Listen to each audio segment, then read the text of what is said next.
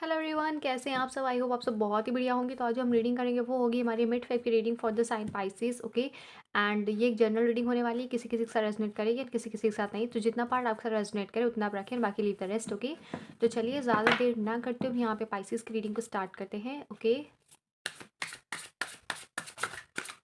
हम देखेंगे कि हमारे पाइसेस की लाइफ में मिड मार्च के बाद क्या क्या न्यू चेंजमेंट आने वाले हैं, क्या क्या न्यू ब्लेसिंग्स आ रही हैं उनकी तरफ। ओके, एंड अगर वो लोग अपने पार्टनर के साथ सेपरेशन में है तो क्या उनका रिकन्सिलिएशन होगा या नहीं होगा। Okay,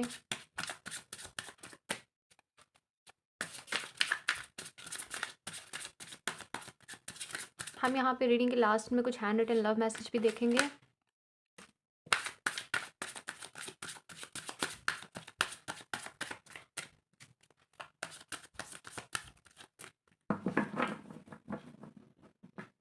okay, we have judgement,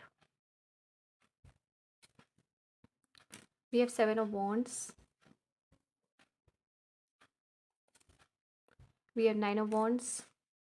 हो सकता है आप किसी फायर साइन से डील कर रहे हो, एरीज, लियो, सैजिटेरियस हो सकता है person. Okay, we have the hangman, या आप अपनी तरीके किसी पाइसेस से डील कर रहे हो। We have the devil, Capricorn भी हो सकता है person. We have wheel of fortune, we have the tower, and we have nine of cups. Okay, and bottom the deck हमारे पास है the ten of swords. Okay,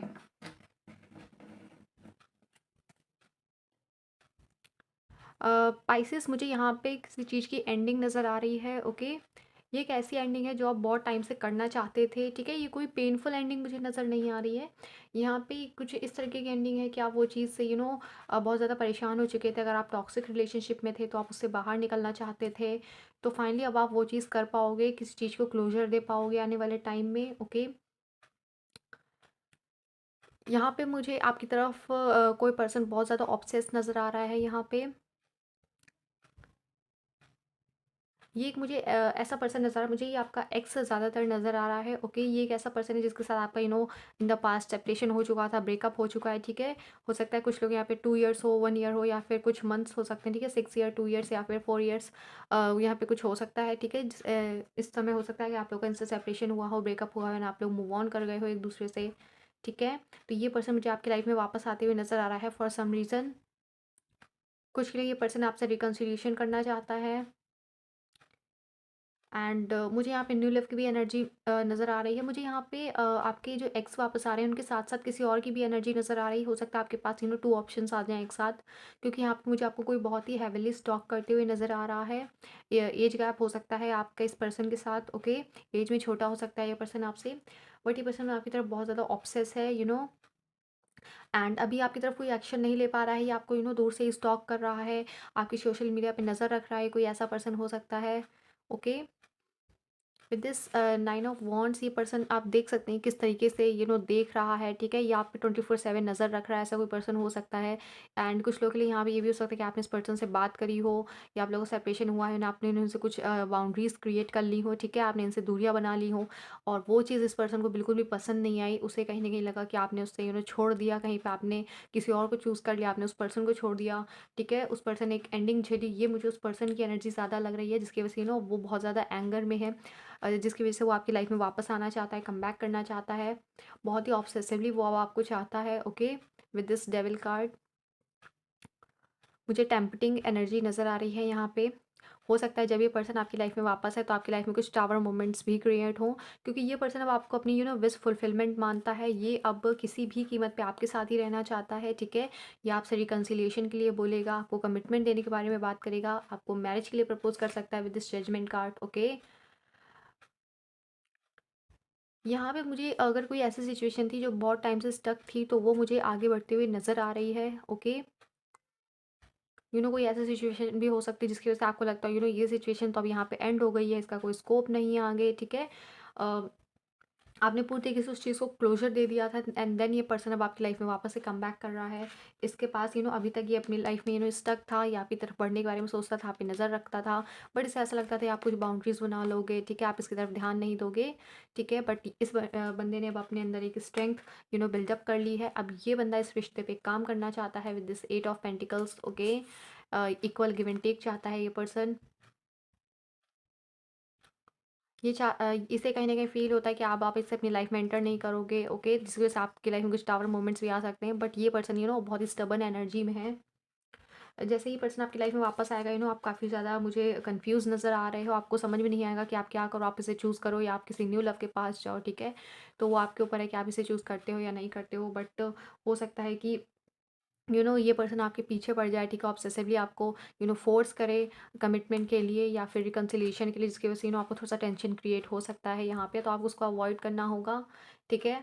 आपको अपने difficult time से बाहर निकलना होगा, ठीक है। आपको बिल्कुल भी डिप्रेशन में नहीं जाना है, ठीक है। अगर आप रिकंसिलिएशन करना चाहते हैं तो बिल्कुल आप यहाँ पे मैनिफेस्ट कर सकते हैं विद दिस 3 ऑफ कप्स, क्योंकि ये पर्सन आपके पास वापस आने वाला है एंड ये पर्सन किसी भी कीमत पे अब आपको खोना नहीं चाहता है यहाँ पे।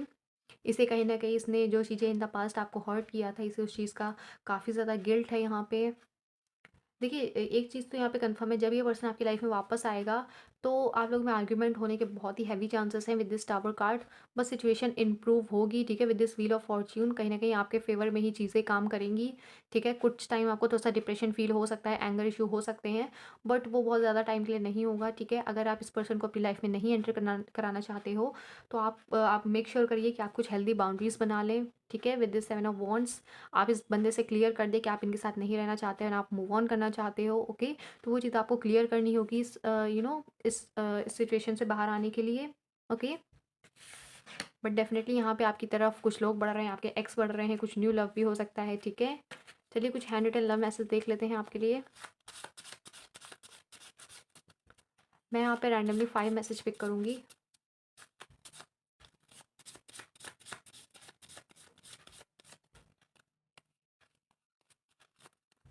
We have number 1, number 2, number 3, number 4 and number 5, okay.